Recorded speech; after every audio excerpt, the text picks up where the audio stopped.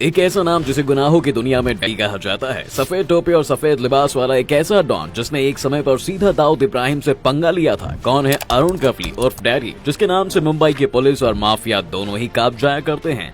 दोस्तों, एक मिल में काम करने वाला अरुण गवली, जिसकी बड़ी मुश्किल से राशन पानी चल रहा था, वो किसी भी तरीके से बस अमीर होना चाहता था। उसके पास रास्ते कई थे, लेकिन उसने शॉर्टकट ही चुना और उसका ये तरीका इस हद तक चला कि वो मुंबई का सबसे बड़ा डॉन बन गया। गवली के क्राइम की दुनिया में आने और एक गैंगस्टर बन जाने की कहानी 1970 से शुरू होती है, जब मुंबई की एक टेक्सटाइल मिल में ताला लग गया। मिल बंद होने की वजह से कई मजदूर बेरोजगार हो गए और उनके पास खाने को कुछ नहीं था। उन्हीं में से एक अरुण भी अब छोटे मोटे क्राइम करना शुरू कर चुका था। चोरी चकारी वसूली से उसका काम चलने लगा था और धीरे धीरे वो अंडरवर्ल्ड का हिस्सा भी बनने लगा। गवली समझ चुका था कि मेहनत से कुछ नहीं होगा, इसलिए उसने अपने क्राइम का रास्ता चुना और हफ्ता वसूली का काम शुरू कर दिया। ये काम आसान था और इसमें पैसा भी खूब सारा था। इस दौरान वो कई गुंडों और गैंगस्टर से कनेक्ट में भी आया, जहाँ उसकी मुलाकात रामा नाइक से भी हुई, जिसे अंडरवर्ल्ड की अच्छी खासी जानकारी थी। इसलिए गवली ने उससे दोस्ती बनाई। आखिर उसे भी तो पावर चाहिए थी। करीब 10 साल तक गवली इन्हीं छोटे मोटे धंधों में लगा रहा, जिसमें वसूली, फिरौती, किडनैपिंग जैसे काम उसके लिए आम बन गए थे। लेकिन यहाँ तक भी उसको कोई खास किक नहीं मिली थी। उसकी खुद की पहचान तो थी, लेकिन अभी भी वो दूसरों के अंडर काम कर रहा था। रामा नाइक और बाबू रेशम नाम के गुंडों से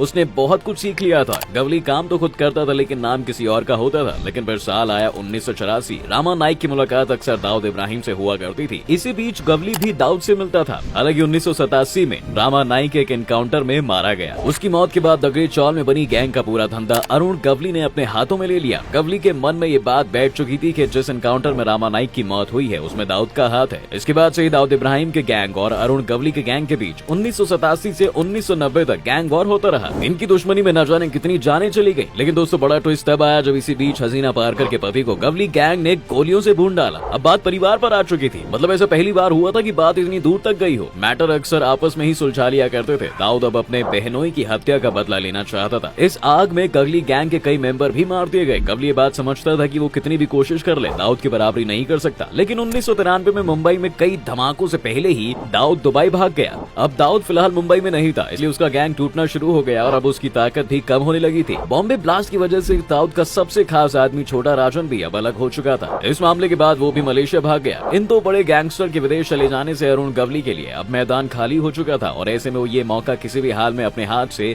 नहीं जाने देना चाहता था। लेकिन एक और गैंगस्टर था अमर नाइक, जिससे गवली की झड़प शुरू हो गई, क्योंकि ये दोनों ही मुंबई के भाई बनना चाहते थे। लेकिन इस बार भी उसकी किस्मत अच्छी थी। नाइक के गैंग के कई आदमी मारे गए और दोबारा अरुण गवली की ताकत बढ़ती चली गई।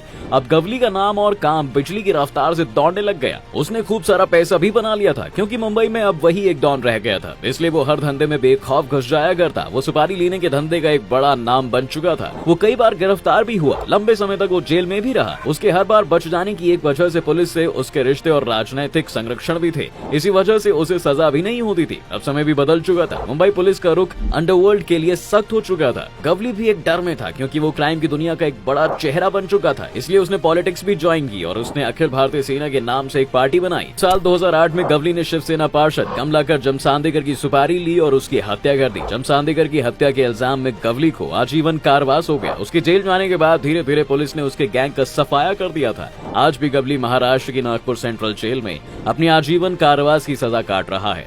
गवली आज भी विधायक है और उसके जेल जाने के बाद उसकी पत्नी आशा गवली पार्टी का कामकाज देखती हैं। वहीं अरुण गवली, जो अब भी जेल में है, वो अपनी हर पेशी पर एक बात जरूर कहता है कि जिसने भी मुंबई के साथ गलत किया वो देश छोड़कर भाग चुका है। इकलौता मैं ही हूं जो देश छोड़कर नहीं भागा। दोस्तों, क्या आपको मुंबई के इस गैंगस्टर के बारे में पता था? हमें कमेंट में जरूर बताएं। साथ ही वीडियो को लाइक और शेयर करना बिल्कुल ना भूलें।